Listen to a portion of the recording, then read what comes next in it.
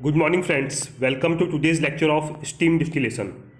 आज के इस लेक्चर में बेसिकली हम ये समझेंगे कि स्टीम डिस्टिलेशन क्या होता है, कौन सी कंडीशंस में हम इसका यूज़ करते हैं और इसके एडवांटेजेस क्या होते हैं।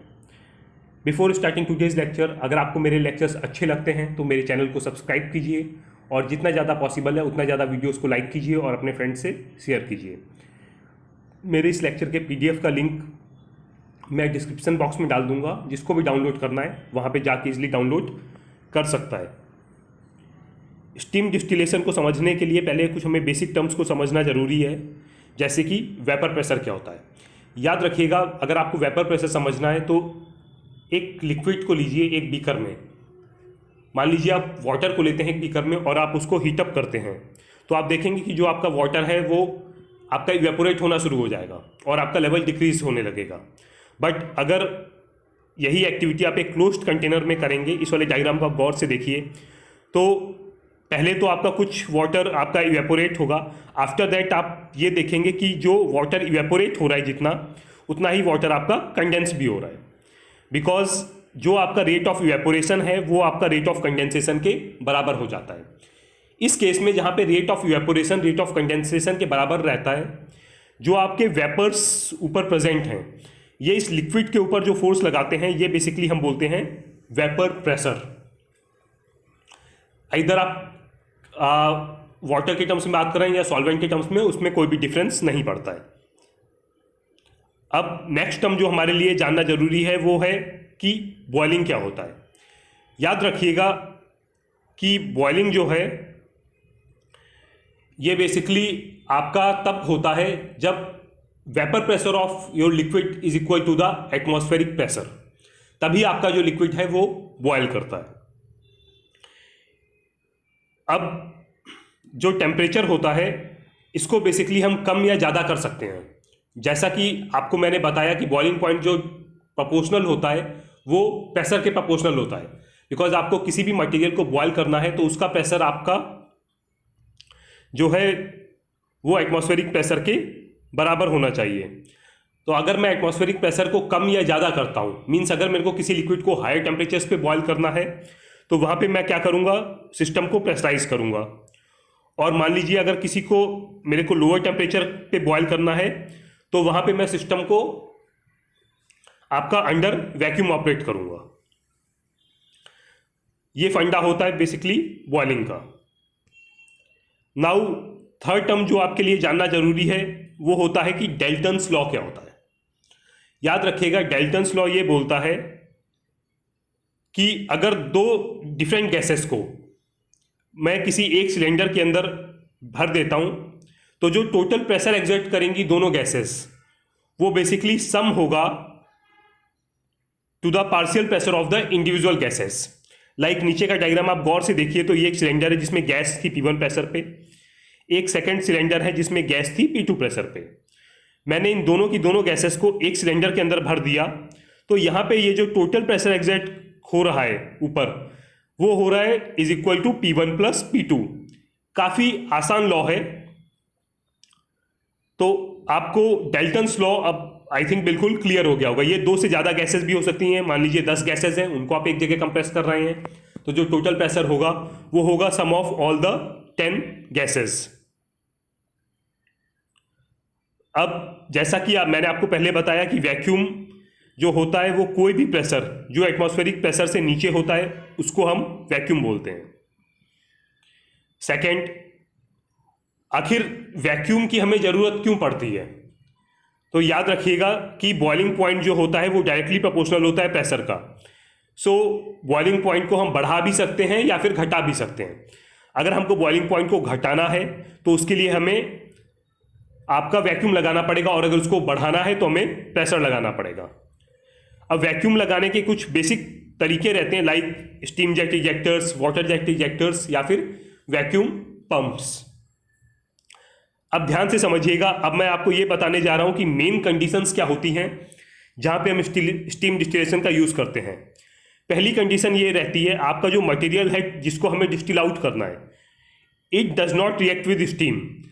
वो मटेरियल मेरा किसी भी कंडीशन में स्टीम के साथ में रिएक्ट नहीं करना चाहिए। सेकेंड, इसमें मेरे दो कंपोनेंट्स का मिक्सचर होना चाहिए, एक आपका वोलेटाइल कंपोनेंट होना चाहिए और एक आपका नॉन वोलेटाइल कंपोनेंट होना चाहिए। जो आपका वोलेटाइल कंपोनेंट होना चाहिए ये आपका हाई बॉयलर होना चाहिए, और जो आपके both volatile and non volatile components हैं ये दोनों के दोनों कंपोनेंट्स आपके इमिसिबल होने चाहिए वाटर के साथ में। अगर आप बेसिक सेटअप देखेंगे तो मैं यहाँ पे आपको डिटेल में बताता हूँ। ये एक डिस्टिलेशन टावर है, इसके अंदर आपने मटेरियल फीड कर दिया, इसमें एक हाई बॉयलर है, मान लीजिए उसका बॉइलिंग पॉइंट आप 400 डिग्री है, और एक लो और एक आपका नॉन वोलेटाइल कंपोनेंट है। यहाँ से आप लाइव स्टीम, ये देखिए इसके केस में आपको ये समझना जरूरी है कि स्टीम डिस्टिलेशन के केस में लाइव स्टीम आपका डिस्टिलेशन टावर के अंदर भेजी जाती है। अब होता क्या है, जैसा कि मैंने आपको वेपर प्रेशर के केस में बताया कि एक लिक्विड एक बीकर के अंदर प्रेजेंट था, जब मैं उसको हीट करता हूं तो वो अपने वेपर्स को क्रिएट करता है। मान लीजिए कि मेरा वाटर प्रेजेंट है 50 डिग्री पे, तो जब मैं उसको हीट कर रहा हूं तो वो एक वेपर प्रेशर क्रिएट करेगा, बट वो वेपर प्रेशर इतना नहीं होगा कि वो वाटर को बॉयल कर पाए। और मान लीजिए उसी मिक्सचर के अंदर, जैसा कि इस केस में मैं लाइव स्टीम डाल रहा हूं, तो आप गौर से समझिएगा कि स्टीम का रोल क्या होता है। मान लीजिए मैं किसी मिक्सचर के अंदर, मान लीजिए इसके अंदर जो मेरा वोलेटाइल कंपोनेंट है उसका बॉइलिंग पॉइंट है 400 डिग्री। जब मैं इसको नॉर्मल स्टीम से हीट कर रहा हूं तो मान लीजिए मैं जस्ट 100 डिग्री अचीव कर पा रहा हूं। जब मैं इसके अंदर लाइव स्टीम भेजूंगा तो स्टीम बेसिकली क्या है, स्टीम आपका वेपर फेज में है, स्टीम का खुद का वेपर प्रेशर होता है। अब इसके अंदर क्या होगा, जैसे ही आप अंदर लाइव स्टीम डालेंगे तो जो इसके अंदर वोलेटाइल कंपोनेंट प्रेजेंट है, जो हाई बॉयलर है जो आपका 100 डिग्री पे प्रेजेंट है, प्लस जो आपका स्टीम है, इन दोनों का वेपर प्रेशर मिलके टोटल वेपर प्रेशर उस पॉइंट के बराबर कर देंगे जहां आपका मटेरियल बॉयल होना शुरू होगा, because of Dalton's law. Dalton's law ने यही कहा था कि total pressure exerted by a mixture is equal to sum of partial pressure of individual components. तो इस केस में मेरा जो मटेरियल है उसको मैंने कम बॉयल किया, वो मेरा 400 डिग्री बॉयलर था, बट मैंने स्टीम से उसका टेम्परेचर जस्ट 100 डिग्री रेज किया है। लेकिन जो ये स्टीम मैं जैकेट में दे रहा हूँ, लेकिन एक लाइव स्टीम में आपका टावर के अंदर दे रहा हूँ, जिस लाइव स्टीम की वजह से एक आपका वेपर्स का प्रेशर क्रिएट हुआ जो आपने 100 डिग्री तक बॉयल किया। सेकंड, इस लाइव स्टीम के जो वेपर्स गए, इन दोनों का जो प्रेशर है वो मिल के आपका एटमॉस्फेरिक प्रेशर के बराबर हो जाता है, जिसकी वजह से एक्चुअल में जो आपका अंदर मटेरियल प्रेजेंट है उसको आपने ओनली 100 डिग्री तक हीट किया है, लेकिन आपका जो मटेरियल है उसका एक्चुअली में वो बॉयल होके आपको टॉप से मिल जाता है। मीन्स एक्चुअल में आपका जो मटेरियल अंदर प्रेजेंट था उसको आपने हीट भी नहीं किया और वो मटेरियल आपका डिजायर्ड टेम्परेचर तक पहुंच भी गया। इसीलिए स्टीम डिस्टिलेशन ये काफ़ी इंपॉर्टेंट होता है और डेल्टन्स लॉ यहाँ पे बहुत ही इंपॉर्टेंट रोल प्ले करता है। यहाँ पे आपका जो मटेरियल अंदर प्रेजेंट था उसका प्रेशर और जो आपने लाइव स्टीम दी है, इन दोनों का प्रेशर आपस में एड ऑन होता है, जिसकी वजह से एक्चुअल में आपका मटेरियल लोअर टेम्परेचर पे बॉयल करता है, लेकिन आपको आपका मटेरियल डिस्टिल होकर टॉप से मिल भी जाता है विदाउट गेटिंग डिकम्पोज्ड। अब ये समझना जरूरी है कि where to use steam distillation. याद रखिएगा, to separate high boiling substances from non volatile impurities, जैसा कि मैं आपको पहले बता चुका हूं। To separate relatively small amount of volatile impurity from large amount of material. Third, जहां पे जो मटेरियल डिस्टिल करना है वो थर्मली अनस्टेबल है, ये भी मैंने आपको लास्ट स्लाइड में हिंट किया है। To remove high boiling volatile impurities from high boiling substances where the material cannot be distilled by indirect steam heating even at low pressure। कई केसेस ऐसे भी रहते हैं जहां पे आप मटेरियल को स्टीम से हीट कर ही नहीं सकते हैं, इनडायरेक्ट स्टीम से, इवन वैक्यूम लगाने के बाद भी। तो उस केस में भी आपका ये जो स्टीम डिस्टिलेशन का कॉन्सेप्ट है ये काफ़ी ज़्यादा यूज आता है। अब हम ये बात करते हैं कि बेसिक प्रिंसिपल क्या होता है जिसमें स्टीम डिस्टिलेशन काम करता है। ये मैंने आपको दो पहले की स्लाइड्स में बता दिया है, बट एक बार मैं फिर रिपीट कर देता हूं। When we are heating a mixture of two or more liquids, the vapor pressure exerted by the system increases। क्यों ये इंक्रीज होता है? बिकॉज जो दोनों के दोनों आपके कंपोनेंट्स हैं, the sum of vapour pressure of all the components gets combined together, दोनों आपस में एड ऑन होते हैं। This allow for evaporation of elements with higher boiling point at much lower temperatures, जैसा कि मैं आपको पहले बता चुका हूं, by allowing them to form a mixture with water. जो आपके हाई बॉयलर्स हैं उनको आपको टेम्परेचर उतना राइज भी नहीं करना पड़ता है और वो लोअर टेम्परेचर पे आपका बॉयल होने लगते हैं, just because of live steam that we are giving inside the distillation tower. अब कुछ बात करते हैं एडवांटेजेस क्या होते हैं स्टीम डिस्टिलेशंस के।